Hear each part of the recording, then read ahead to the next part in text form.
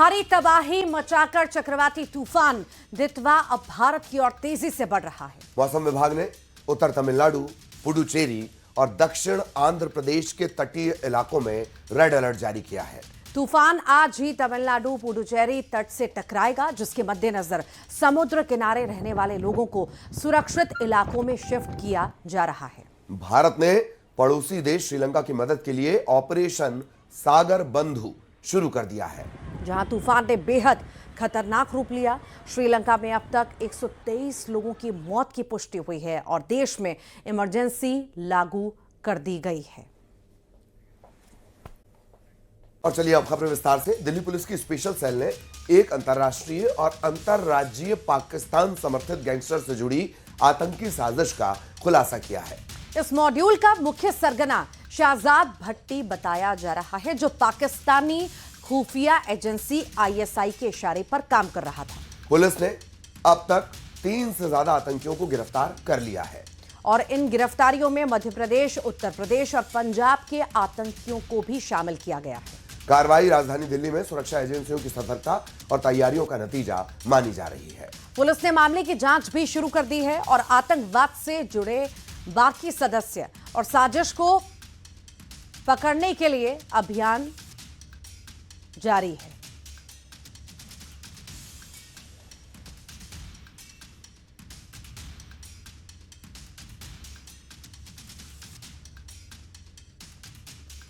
तो दिल्ली पुलिस को बड़ी कामयाबी के तौर पर इसे देखा जा रहा है। स्पेशल सेल ने ये पूरा एक्शन लिया है, पाकिस्तान समर्थित गैंगस्टर और आतंकी साजिश का खुलासा किया है। मॉड्यूल का मुख्य सरगना शहजाद भट्टी बताया जा रहा है, जो ISI के इशारे पर काम कर रहा था। तो 3 से ज्यादा गिरफ्तारियां अब तक हो चुकी हैं। आज 3 गिरफ्तारियां हुई हैं और ये माना जा रहा है कि इनके तार कहां तक जुड़े थे और कितनी बड़ी ये गैंग यहां पर थी। मध्य प्रदेश, यूपी में तो ये लोग थे ही। फिलहाल जांच का विषय है, जांच जारी।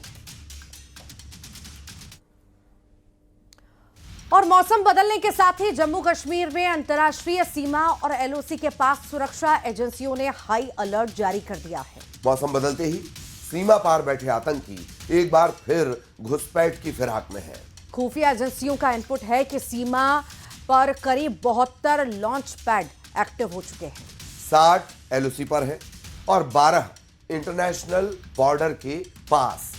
इन लॉन्च पैड पर आतंकी मौजूद हैं और घुसपैठ की कोशिश का इंतजार कर रहे हैं। सियालकोट, जफरवाल, जंडियाला, रामरी, अनायतपुर ऐसे लॉन्च पैड सबसे ज्यादा एक्टिव बताए जा रहे हैं। और इसी खतरे को देखते हुए BSF ने दिन रात की पेट्रोलिंग बढ़ा दी है और सीमा पर सुरक्षा दोगुनी कर दी गई है। जम्मू कश्मीर में मौसम का मिजाज अब लगातार बदलता जा रहा है, जिसका सबसे ज्यादा खामियाजा भुगतना पड़ता है LOC पर, क्योंकि लाइन ऑफ कंट्रोल पहाड़ी इलाकों में है और पहाड़ी इलाकों में अक्सर बर्फबारी होने की वजह से आतंकियों की घुसपैठ नाकाम हो जाती है, वो घुसपैठ नहीं कर सकते। ऐसे में आतंकियों की ये कोशिश होती है कि लाइन ऑफ कंट्रोल को छोड़कर वो इंटरनेशनल बॉर्डर से घुसपैठ करे, चाहे ड्रोन से एक्टिविटी करे, चाहे वो किसी और तरह से टनल्स को निकाल के वो इंटरनेशनल बॉर्डर को पार करे। बता दें कि इस समय मेरी मौजूदगी इंटरनेशनल बॉर्डर पे है। हमारे जवान जिस तरीके से तस्वीरों में आप देख रहे हैं, इनकी तैनाती को लगातार दोगुना कर दिया गया है, क्योंकि इंटेलिजेंस के पास इनपुट है, सुरक्षा एजेंसियों के पास इनपुट है कि जम्मू कश्मीर में 131 से ज्यादा आतंकी इस वक्त भी सक्रिय हैं। और सबसे बड़ी बात है कि उन सक्रिय आतंकियों पर शिकंजा तो कसा ही जा रहा है, लेकिन इंटरनेशनल बॉर्डर पर बॉर्डर सिक्योरिटी फोर्सेस के जवान लगातार पाकिस्तान पर नजर बनाए हुए हैं, क्योंकि सुरक्षा एजेंसियों के पास इनपुट है कि आतंकी अभी भी घुसपैठ की फिराक में है। जिस तरीके से आपको बता दें कि जिस जगह मेरी मौजूदगी है इंटरनेशनल बॉर्डर पर, इसके ठीक उस पार पाकिस्तान है और पाकिस्तान के उस इलाके में कई लॉन्च पैड है, जिनके आपको मैं नाम साझा करूंगी। अनायतपुर, बड़ा भाई, मसरूर, सुखमल, चक अमरू, रमरी, जंडियाला और सबसे बड़ा लॉन्च पैड जहां पर सबसे ज्यादा तादाद में आतंकी इस वक्त ट्रेनिंग ले रहे हैं, उनके ट्रेनिंग कैंप है, वो है जफरवाल।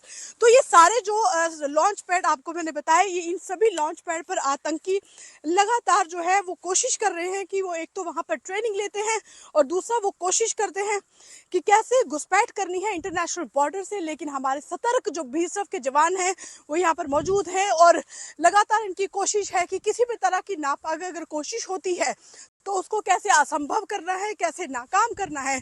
तो अब चूंकि मौसम बदलता जा रहा है और आने वाले समय में इन बीएसएफ के जवानों के लिए भी बहुत ही ज़्यादा चुनौतीपूर्ण हो जाएगा, क्योंकि अब लगातार अब जैसे जैसे मौसम बदलेगा तो धुंध भी पड़ती जाएगी। ऐसे में धुंध में भी बेहद ज़्यादा मुश्किलें इनको आती हैं कि अगर कोई घुसपैठ की कोशिश करता है तो धुंध में वो दिखाई नहीं देता। इसके लिए बॉर्डर पर खास तरह के हाई डेफिनेशन कैमरास को भी इंस्टॉल किया गया है, जिससे कि साफ तौर पर ये देखा जा सके कि अगर कोई घुसपैठ कर रहा है तो कैसे इनको नाकाम करना है। बता दें कि ये जो महिला जवान मेरे पीछे आ रही हैं, ये इन्होंने एक अहम रोल निभाया था जब ऑपरेशन सिंदूर को अंजाम दिया था और ऑपरेशन सिंदूर में इन महिला जवानों ने बेहद ज्यादा अहम अपनी भूमिका निभाई थी। डॉक्टर शाहीन उर्फ मैडम सर्जन की गिरफ्तारी के बाद एजेंसियां अब उसके पूरे नेटवर्क पर शिकंजा कस रही हैं। जानकारी के मुताबिक शाहीन और उसके साथी डॉक्टर आदिल ने व्हाइट कॉलर टेरर मॉड्यूल खड़ा किया था और टीम बी नाम की सेकंड लाइन तैयार की थी। जो पकड़े गए, ये जो टीम बी थी वो पकड़े गए आतंकियों की मदद करती थी।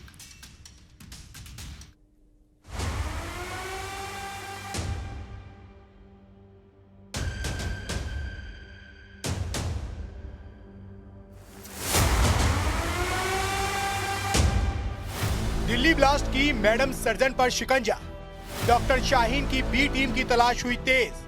दिल्ली से हरियाणा और यूपी तक स्लीपर सेल की पड़ताल। दिल्ली में लाल किले के सामने ब्लास्ट मामले में व्हाइट कॉलर टेरर मॉड्यूल की सबसे खास मेंबर डॉक्टर शाहीन उर्फ मैडम सर्जन की गिरफ्तारी के बाद अब जांच एजेंसियों ने अपना शिकंजा और भी कस लिया है। एनआईए की गिरफ्त में आने के बाद डॉक्टर मैडम ने कई अहम खुलासे किए हैं, जिसके बाद एनआईए आतंकी मैडम को हर उस जगह ले जा सकती है जहां उसने अपना आतंकी नेटवर्क खड़ा करने की कवायद की है। यानी एनआईए को शक है कि डॉक्टर शाहीन ने अपना स्लीपर सेल और टीम भी खड़ी करने की कोशिश की थी। इस बीच जांच एजेंसियां डॉक्टर शाहीन को अल फलाह यूनिवर्सिटी का हॉस्टल, मेडिकल वार्ड, क्लासरूम और उसके कमरा नंबर 22 तक लेकर गई, जहां शाहीन ने अपने सभी कॉन्टैक्ट्स, मूवमेंट और नेटवर्क के बारे में पहचान करवाई। इसी बीच अल फलाह यूनिवर्सिटी में डॉक्टर शाहीन के कमरा नंबर 22 की अलमारी से 18 लाख रुपए कैश मिलने से जांच एजेंसियों के कान खड़े हो गए। 18 लाख रुपए के नोट को एक नॉर्मल से पॉलिथीन में छुपाया गया था। खबर ये भी है कि 25 सितंबर को आतंकी डॉक्टर शाहीन ने एक कार को भी कैश खरीदा था। एनआईए की टीम जांच कर रही है कि इतना कैश डॉक्टर शाहीन के पास कहां से आया। एनआईए की टीम ने डॉक्टर शाहीन के अल फलाह के एडमिन ब्लॉक में बने लॉकर की भी तलाशी ली है। सूत्रों के मुताबिक डॉक्टर शाहीन और डॉक्टर आदिल पर इस बी टीम को तैयार करने की बड़ी जिम्मेदारी थी, ताकि किसी भी मॉड्यूल सदस्य के फंसने पर यह टीम उसकी मदद कर सके। एजेंसियों को शक है कि पढ़े लिखे स्लीपर सेल का बड़ा नेटवर्क भी खड़ा किया जा रहा था। इसी वजह से एनआईए डॉक्टर शाहीन को अल फलाह यूनिवर्सिटी और यूपी के कई इलाकों में ले जा रखी है। इसी वजह से एनआईए डॉक्टर शाहीन को अल फलाह यूनिवर्सिटी और यूपी के कई इलाकों में ले जा सकती है। जानकारी ये भी है कि अगस्त महीने में डॉक्टर शाहीन कानपुर गई थी और उसके साथ 4 कश्मीरी युवक थे। इस बीच एक गाड़ी भी जांच के दायरे में है, जिसका नंबर जम्मू कश्मीर का है, लेकिन गाड़ी किसी युवक के नाम पर है और फास्टैग किसी और के नाम पर चल रहा है। इस पूरे मामले में सहारनपुर से पकड़े गए doctor Adil, doctor Muzammil, doctor Shaheen और लखनऊ के डॉक्टर परवेज के मोबाइल की कॉल डिटेल के आधार पर 100 से ज्यादा संदिग्धों की तलाश की जा रही है। बैंक अकाउंट्स, कॉल डिटेल और कनेक्शन खंगाल कर पूरे नेटवर्क तक पहुंचने की कोशिश तेज है। डॉक्टर शाहीन जांच एजेंसियों के रडार पर है। इसी कड़ी में उसे फरीदाबाद के खोरी जमालपुर भी ले जाया गया। ये वही जगह है जहां उसके साथी डॉक्टर मुजम्मिल ने 8,000 रुपए किराए पर एक ठिकाना किराए पर लिया था। दावे के मुताबिक मुजम्मिल ने एक कमरा ये कहकर किराए पर लिया था कि वो कश्मीरी फलों का कारोबार करेगा। जांच एजेंसियों की पूछताछ में डॉक्टर मुजम्मिल ने ये बात कबूल की कि लेडी कमांडर डॉक्टर शाहीन उसकी गर्लफ्रेंड नहीं बल्कि पत्नी है। जानकारी के मुताबिक मुजम्मिल ने यह दावा किया कि सितंबर 2023 में अल फलाह यूनिवर्सिटी के पास एक मस्जिद में उसका और डॉक्टर शाहीन का निकाह हुआ था।